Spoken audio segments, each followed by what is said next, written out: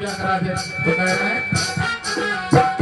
जमुना पास वाली लड़की से करा दीजिए। क्या कह रहे हैं बहु मंगवाई दे बहु मंगवाई दे तू मतवारी बहु मंगवाई दे बहु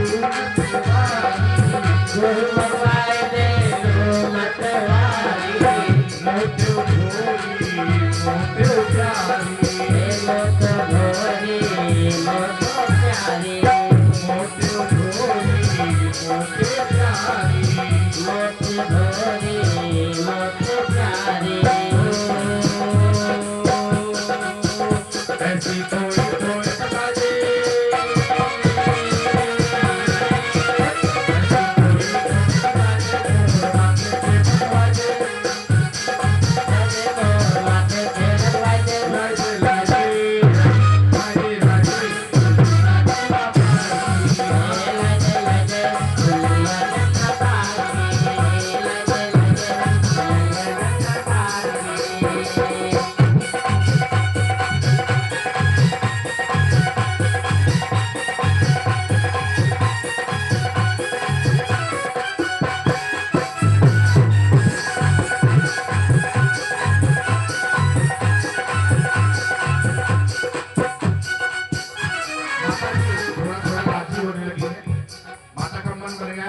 कह रहे हैं तो हमको बता रहे हैं कि कहाँ जाना है तुमको। अरे कहाँ से कराओगे पहले बताओ तो उनको। माता का ठीक ध्यान शादी करके बताओ कहाँ से कराओगे। मेरे पान में कह रे मैया मेरे कान में कह रे मैया मेरे कान में कह रे मैया कान में कह रे मैया कौन नाम मेरी करिए सगैया कौन गाँव तेरी कही सगैया कौन नाम मेरी करिए सगैया कौन गाँव तेरी कही सगैया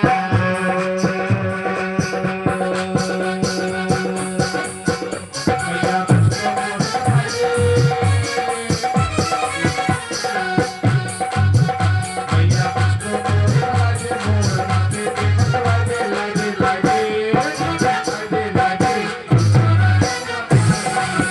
लगे लगे दुनिया धना पारी लगे लगे दुनिया धना पारी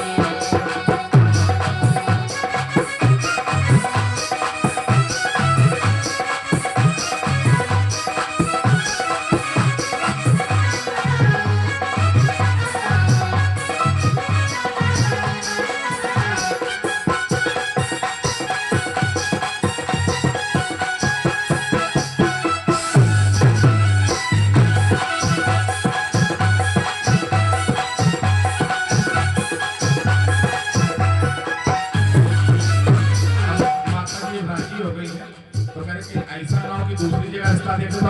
अब मुंह खोल करके बता रहे कि कहाँ जाना है भैया। कहना बता ही दे मुझसे अपने और कौन उनको बताता है कहीं दूसरी जगह कहीं ना चल जाए।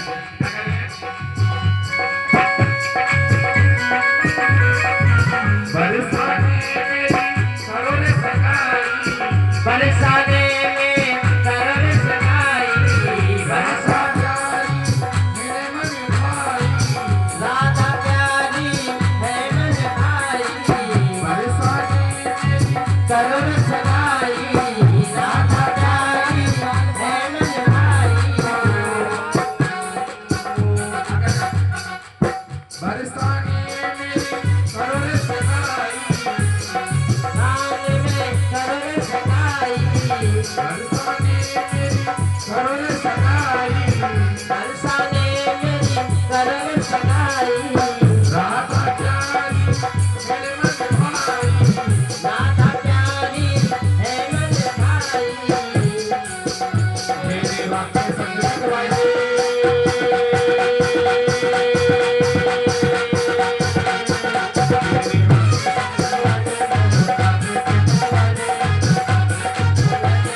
माथे पे लगवा दे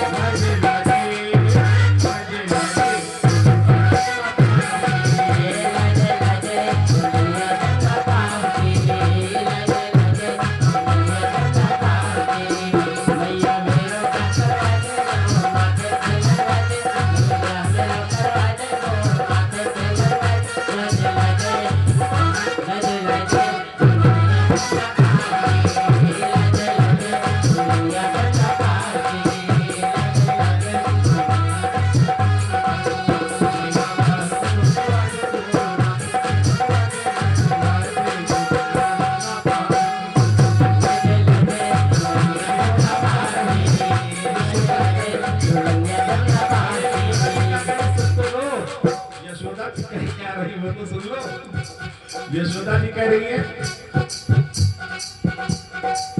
मेरे लाला को मैं ब्याह कराऊं, मेरे लाला को मैं ब्याह कराऊं, मेरे लाला को मैं ब्याह कराऊं, मेरे लाला को मैं ब्याह कराऊं, राधा प्यारी मैं घर लाऊं, राधा प्यारी को घर लाऊं, राधा प्यारी मैं घर लाऊं।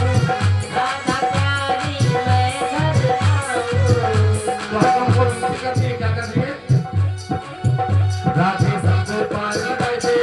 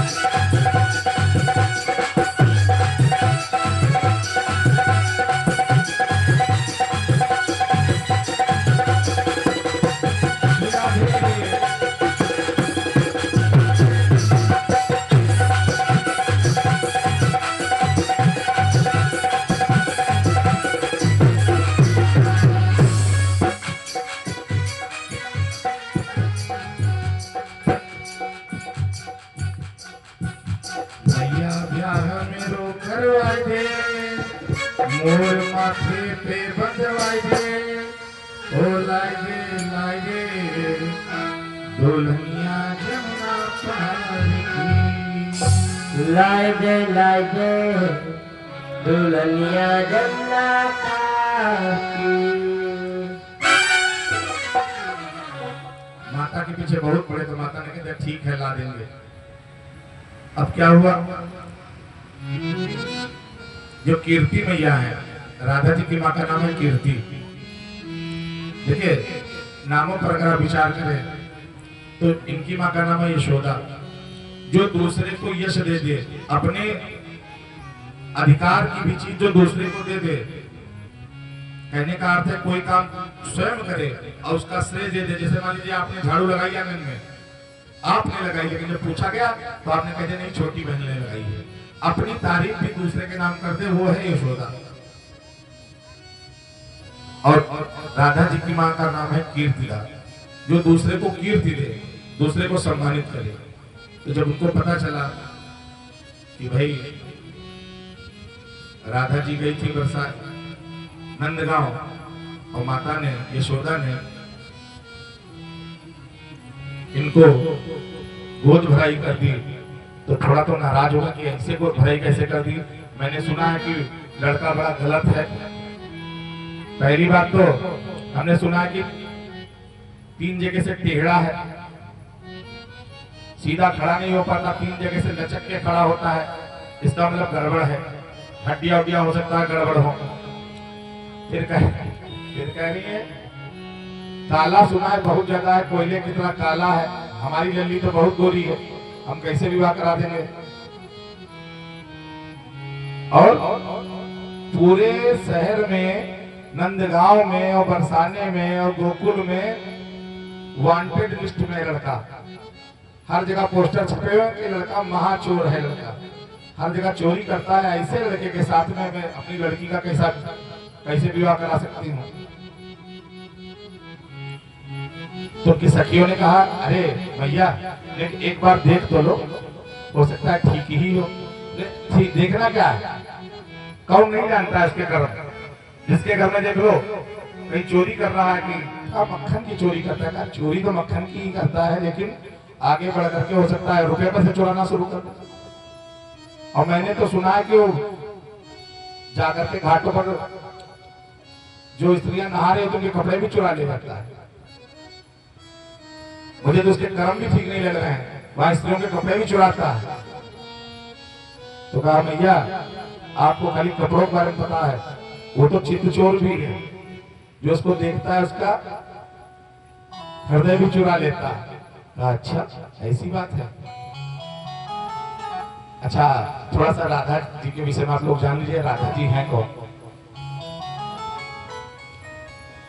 एक बार भगवान कृष्ण ने कहा गोलोक धाम में बैठे हुए थे, तो कहा कि राधा जी से कहा कि मुझ में ऐसा क्या है जो मुझको जो देखता है मोहित हो जाता है। तो कहा नेक एक दिन छोरी बन के देख लो, पता चल जाएगा क्या है। तो भगवान ने क्या किया, अपने बाल खोल दिए, घुंघराले बाल थे, लहंगा फरिया पहन लिया, काजल लगाया पतला पतला, मेहंदी लगाई, और लेकिन लग काले रहे थे। तो राधा जी ने कहा हम तुम गोरे हो जाओ फिर देखो। तो जैसे ही भगवान ने अपना रूप गोरा किया, कामदेव भी लज्जित हो गए देख करके, इतना सुंदर रूप। स्वयं कृष्ण अपनी छवि देख के मोहित हो गए और उस छवि को स्थिर कर दिया भगवान ने, और उस छवि को दर्पण से बाहर कर दिया। अब इतनी सुंदर कन्या जब देवताओं ने देखी तो हर देवता ने इच्छा की कि इसकी शादी हमारे साथ हो जाए। किसी ने नहीं सोचा कि मेरी पुत्री बन जाए, लेकिन वहां पर सूर्य भगवान खड़े थे। सूर्य भगवान ने मन ही मन में सोचा काश ऐसी पुत्री मुझे भी होती। केवल सूर्य भगवान ने ऐसा, भाई देखिए ऐसा है, अभी ठाकुर जी यहाँ पर आएंगे, कूद फान मचाएंगे, फिर किसी का जो है साड़ी और दुपट्टा भीग जाए तो हमसे ना कहना। अभी ठाकुर जी यहाँ पर माखन लीला करने आएंगे, भी माखन लीला बकाया है, दान मांगने आएंगे माखन का, क्योंकि भगवान की दान लीला बहुत प्रसिद्ध है, शायद आप लोगों ने नहीं सुना होगा। जो गोवर्धन की तलहटी है, उस तलहटी को दान घाटी कहा जाता है। कभी आपको जीवन में अगर समय मिले तो एक बार जरूर और जरूर जाएं, जीवन धन्य हो जाएगा। गोवर्धन की तलहटी, तो आप लोग प्रयास करें, एक बार, बहुत बार अगर ना जा पाए तो वृंदावन एक बार जीवन में जरूर चले जाएं। गोवर्धन की तलहटी को दान घाटी कहा जाता है, क्योंकि भगवान वहां पर टैक्स लेते थे। दान माने टैक्स, भगवान टैक्स लिया करते थे सबसे, तो इसलिए उसको दान घाटी कहते हैं। बहुत ही सुंदर, बहुत ही रमणीक जगह है। आप जाएंगे तो आपको खुद आभास होगा कि कुछ यहाँ पर अनोखा है। राधा जी का क्षेत्र है वो। तो कभी भी आपको अगर मौका मिले तो हमारा विचार है कि आप जरूर जाए। बाकी राधा रानी की कृपा होती वही बरसाने जाता है, सबकी अपनी इच्छा से कोई नहीं जाता। तो सूर्य भगवान ने जब ऐसा सोचा काश मेरी पुत्री हो, तो तुरंत राधा जी ने उनको वरदान दिया कि जब मेरे प्रभु पधारेंगे ये धराधाम पे, जब मेरे प्रभु पधारेंगे तो हम राधा बन के आपकी पुत्री के रूप में जन्म लेंगे। वही भगवान जो सूर्य भगवान का अवतार है और उन्हीं की पुत्री है श्री जी, राधा जी। अच्छा, बहुत लोग विवाद करते हैं कि राधा नाम तो भागवत में है ही नहीं, खाली व्यास में बता करते हैं राधा राधा राधा। अब आप ये जान लीजिए, जो राधा नाम है, आपको दोपहर में कथा सुनाई थी, तो जब गर्गाचार्य भगवान को देखते हुए फटाक समाधि लग गई थी। देखिए, जो सुखदेव जी परीक्षित को भागवत सुना रहे हैं, वो राधा रानी को अपना गुरु मानते हैं,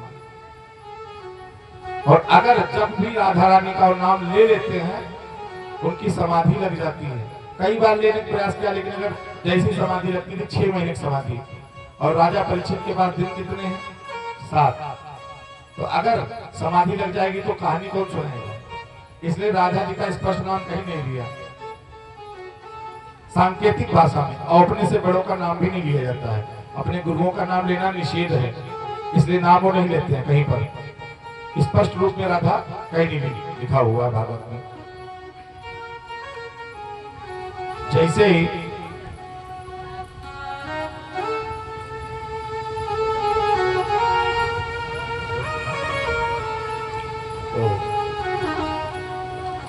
कीर्ति मैया ने सोचा कि एक बार जरा हम भी देख लें, गोद भराई हो गई है, खराब तो हमें बहुत लग रहा है, लेकिन एक बार हमको दर्शन करने चाहिए कि कैसा लड़का है देख। अच्छा, एक पूर्णमासी बुआ है, आपको बता दें, पूर्णमासी बुआ जैसे कई के गांव में पंडित जी होते हैं, वो सबके रिश्ते करवाते हैं, ऐसे पूर्णमासी बुआ है, ऐसी पूर्णमासी बुआ वो सबके रिश्ते कराती हैं। वो नंदगांव भी जाती हैं, बरसाना भी जाती हैं, गोकुल भी जाती हैं, मथुरा सब जगह जाती हैं।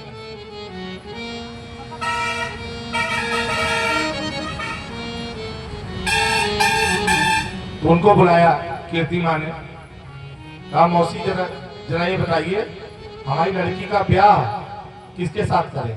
तो कहा भाई आपकी पुत्री जिसके संग में उसके संग करो। कहा यशोदा जी ने मेरी लड़की के हाथ पीले कर दी, यहाँ बताओ क्या करें। तो कहा अरे वो तो बहुत नेक छोरा है, उसके साथ कर दे शादी। कहा तब विचार करें। तो कैसे कर दे शादी, शादी को चोर लगा है, लेकिन तब भी नहीं मानी। तो कहा एक बार जरा ले आ, देख ले, पहले दामाद को देख ले करने की योग्य है कि नहीं, हमारी लड़की बहुत गोरी है, पता चले इसके हम जोड़ी ना बने। तो कुछ याद आ गया का? तो कहने लगी कि ले आओ एक बार, पहले दिखाओ आकर हमको, हम देखेंगे तभी शादी करेंगे। तो पूर्णमासी बुआ जो थी, एक जंगल में गाय चराने जाते थे, पकड़ लिया जाकर के, ताकि और लला राधा का संग ब्याह करे वो राम। अरे मौसी जी हम तो बहुत पहले से तैयार हैं। तो फिर एक काम करना होगा, कहा मेरे संग चल। कहा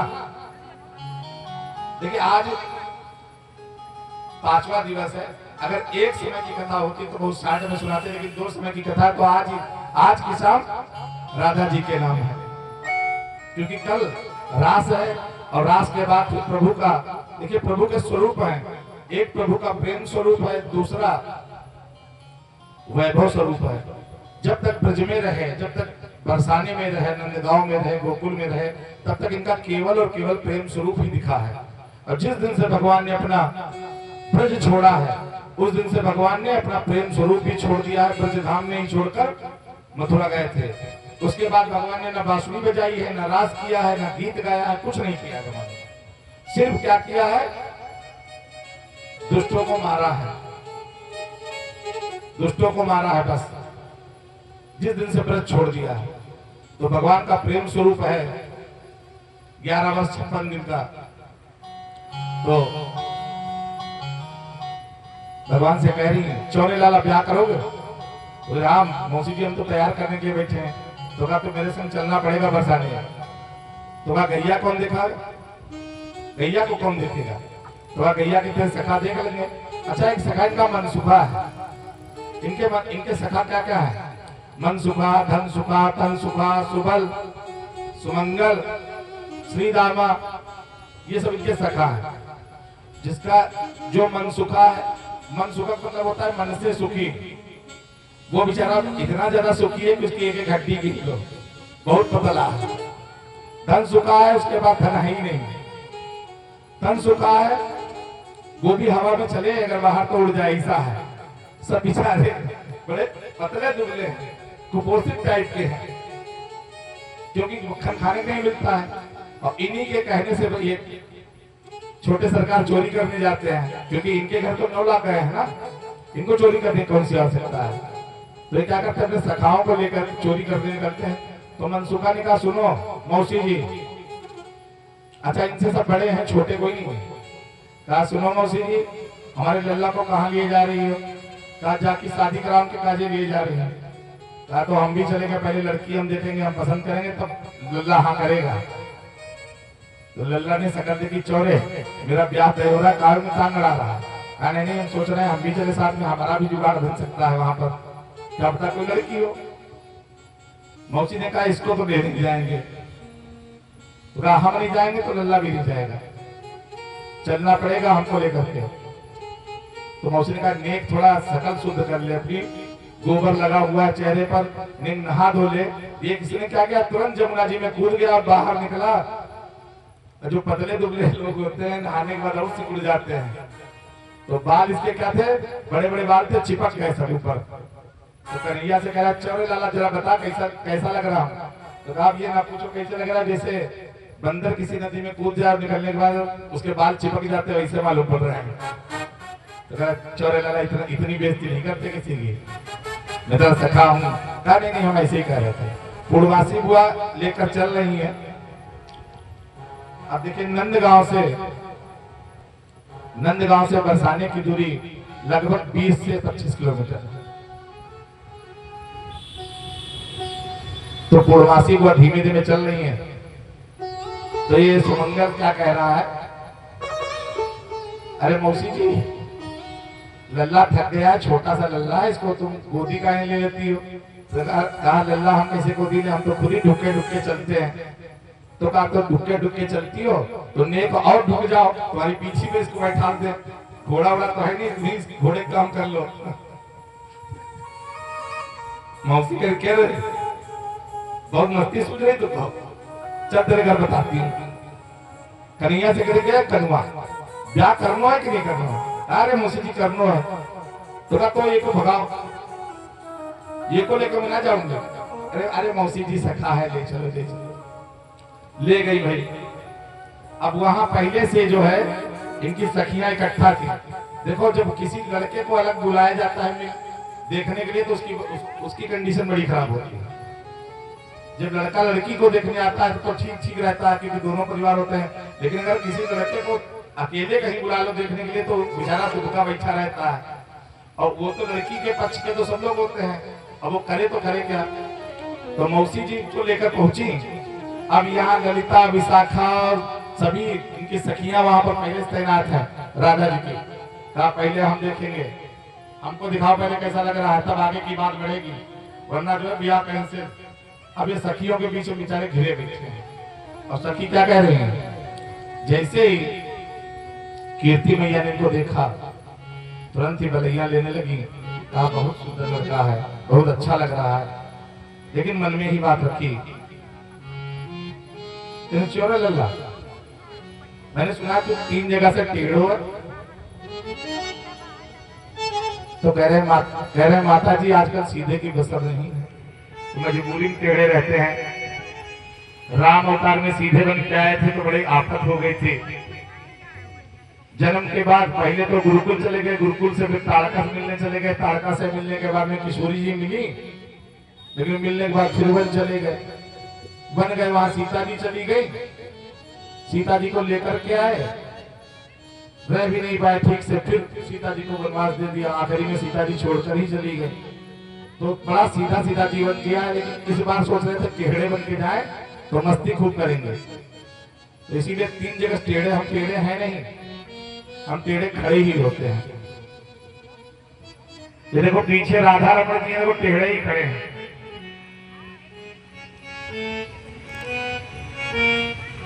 कहा क्यों रे, तुमने काला घेर नहीं है क्या। अरे अरे भैया काले लोगों पे नजर नहीं लगती, इसीलिए हम काले बन के आए, नजर नहीं लगेगी, गोरे हो तो नजर लग जाती है। और तुम्हारी लड़की के संग रहेंगे तो उसके भी नजर नहीं लगेगी, संग में चलेंगे तो मतलब अगर दोनों लोग गोरे होंगे तो नजर लग जाएगी, और ये गोरी होगी हम काले होंगे तो काजल की जरूरत नहीं पड़ेगी, साथ ही साथ रहेंगे। अच्छा ये बताओ हमारी लिए किशोरी जी तैयार है कि नहीं तैयार है। अभी रुक जाओ, अभी रुक जाओ, अभी रुक जाओ थोड़ा सा। किशोरी जी को तैयार, किशोरी जी को आप तैयार रखो भाई, बड़ी मुश्किल से किशोरी जी ढूंढने मिली है, समझे मिश्रा जी। किशोरी जी को जो है बिल्कुल तैयार रखो। तो कह रही है कि छोड़े तो काला ज्यादा नहीं, सखियां कह रही है। कीर्ति मैया ने कहा शांत बैठो। कहा नहीं, हमारी सहेली का ब्याह तय हम करेंगे, जब ये सारी सत्य हमारे मानेगा तभी बात आगे बढ़ेगी, वरना विवाह करें से। तो कहा भाई बताओ। कहा कि तुम काले बहुत ज्यादा मालूम पड़ रहे हो। तो फिर क्या करें, जैसा रंग है वैसा है, और उसमें फेर बदल तो हम कर नहीं सकते हैं। तो कहा तो कि ऐसा करो, थोड़ा क्रीम पाउडर की व्यवस्था कर पाओगे नहीं कर पाओगे। हाँ कहा विवाह अगर हो गया तो जरूर कर लेंगे। तो कहा ठीक है, बाकी माता के तो मन से है कि विवाह हो जाए, लेकिन ये क्या कर सखियां बीच में टांग अड़ा रही, कह रहे कि हमको तो वही पसंद नहीं है। और मनसुखा ने कहा कि चलो वही पसंद नहीं तो चले, तो कह रहे नेक ठहर जा, ये ऐसे ही कह रहे हैं ब्याह तो होगा। तो सखियों ने क्या कहा है, अब भाई सखियों की बातें सुनिए। कहा कि विवाह तभी होगा जब हम चाहेंगे, अन्यथा विवाह होने ही नहीं देंगे। सखिया अब 50 नुक्स निकाल नहीं कन्हैया में है।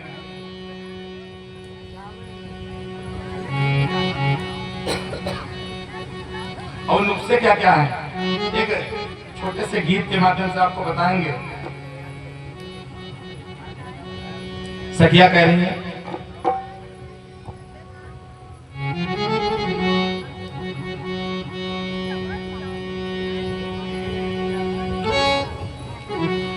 राधा हमारी गोरी गोरी, सखिया कह रही है, राधा हमारी गोरी गोरी की नवल किशोरी कन्हैया तेरो पारो है। राधा हमारी गोरी गोरी की नवल किशोरी कन्हैया तेरो पारो है। राधा हमारी गोरी गोरी नवल किशोरी कन्हैया तेरो पारो है। राधा हमारी गोरी गोरी की नवल किशोरी कन्हैया तेरो पारो है। राधा हमारी गोरी गोरी नवल किशोरी कन्हैया तेरो पारो है। कन्हैया तेरो पारो है। कन्हैया तेरो पारो है। कन्हैया तेरो पारो है। कन्हैया तेरो पारो है। राधा हमारी गोरी गोरी की नवल किशोरी कन्हैया तेरो पारो है। राधा हमारी गोरी गोरी नवल किशोरी कन्हैया तेरो पारो है। पारो जी पारो, पारो जी पारो, पारो जी पारो, पारो जी पारो, पारो जी पारो, पारो जी पारो, पारो जी पारो, पारो जी पारो, पारो रे पारो, पारो पारो पारो। राधा हमारी गोरी गोरी की नवल किशोरी कन्हैया तेरो पारो है। राधा हमारी गोरी गोरी नवल किशोरी कन्हैया तेरो पारो है, तेरो पारो है।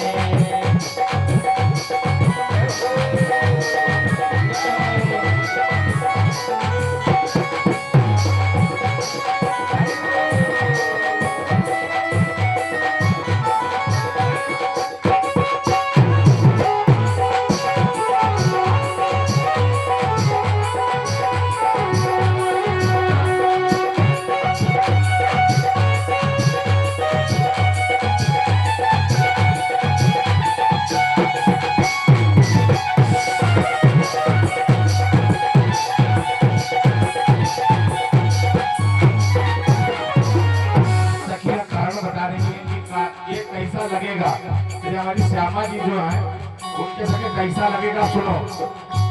राधा प्यारी कमल कली सी, राधा प्यारी कमल कली सी, राधा प्यारी कमल कली सी, राधा प्यारे कमल कली सी, झिकी पड़ेगी यहाँ मुस्कान हरी की। तेरी कहिया मुश्किल हरी की। करेंगे करेंगे। राधा हमारी कैसी है, जैसे सुंदर कमल होता है वैसी है। और जब उसके पास से खड़ा हो जाएगा तो ऐसा लगेगा कि कमल के साथ में कोई घोड़ा बैठा हुआ है, इतना काला है। तो क्या कह रही है, चलो जाओ जाओ जी जाओ, तो कहीं और ही बात चलाओ, चलो जाओ जाओ कन्हैया तेरो पारो है। की बात चलाओ, जाओ जाओ जाओ, कन्हैया तेरो पारो है। राधा हमारी गोरी गोरी नवल किशोरी कन्हैया तेरो पारो है।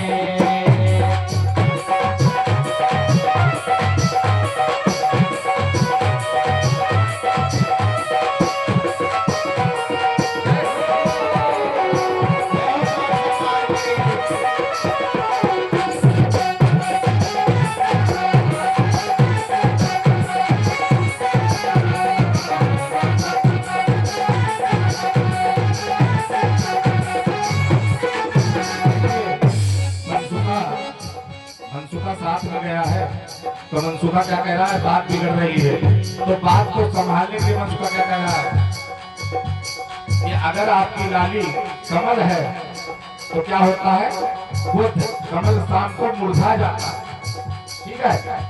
लेकिन जैसे सूर्य को देख करके कमल खिलता है रात्रि में कमलनी, इसी प्रकार से अगर हमारा कन्हैया इसके साथ नहीं होगा तो आपकी राधा जी मुरझा जाएंगी, इसलिए इनका विवाह करा दो।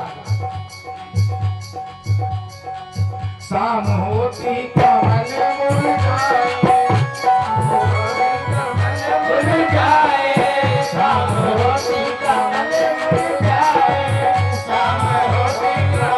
मुरझाए, ऐसे ही लाल संग रानी की दशा है, ऐसे ही लाल संग रानी की दशा है। कमल मुरझा जाता है जैसे ही शाम होती है, तो अगर कन्हैया चले गए तो राधा जी मुरझा जाएंगी, क्योंकि इतना प्रेम है दोनों। ऐसे ही लाल संग रानी की दशा है, ऐसे ही लाल संग रानी की दशा है। तो इसलिए क्या करो, ऐसे मन में ना पछताओ, ऐसे मन में ना पछताओ, कन्हैया मेरो प्यारो,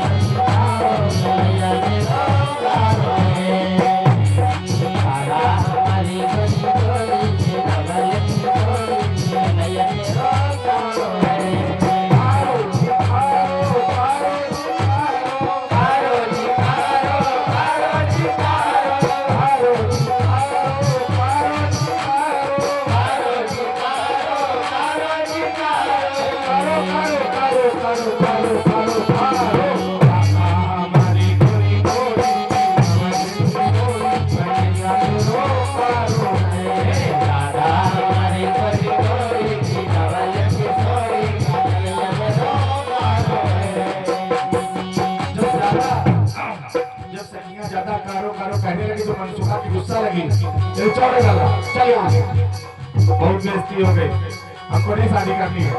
तो कन्हैया कहा नेक ठहर जाओ, रुक जाओ, थोड़ा सा बात बन रही है, काहे बात बिगाड़ रहे हो यार, क्या हुआ, साली वहाँ कह देंगी तो क्या हुआ। तो मनसुखा कहा बहुत बेइज्जती हो रही, मैं जा रहा हूँ।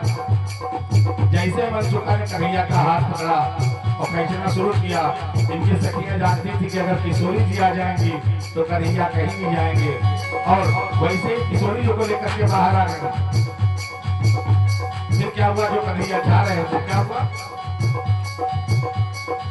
सन्मुख आई नवल किशोरी, सन्मुख आई नवल किशोरी, सन्मुख आई जब नवल किशोरी, सन्मुख आई जब नवल किशोरी, एक लाल भज छावर तोरी, एक लाल भज छावर तोरी, एक लाल भज छावर तोरी, एक लाल भज छावर तोरी। जब किशोरी जी आ गए तो मनसुखा से हाथ छुड़ा लिया, कहा रुक ले, अब किशोरी जी आगे कहीं नहीं जाएंगे, तुझको जाना तो जा, मैं नहीं जाऊंगा कहीं। और क्या कर रहे हैं, गिर मन में मुस्कायो, गिर मन में मुस्कायो, श्यामा के मन भायो, कन्हैया मेरो प्यारो है।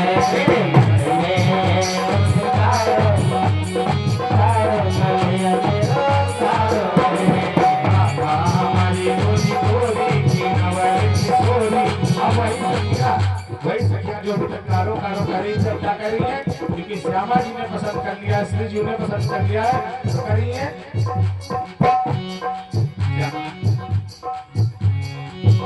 गिरधर मन में मुस्कायो, श्यामा के मन भायो, कन्हैया के रो प्यारो है।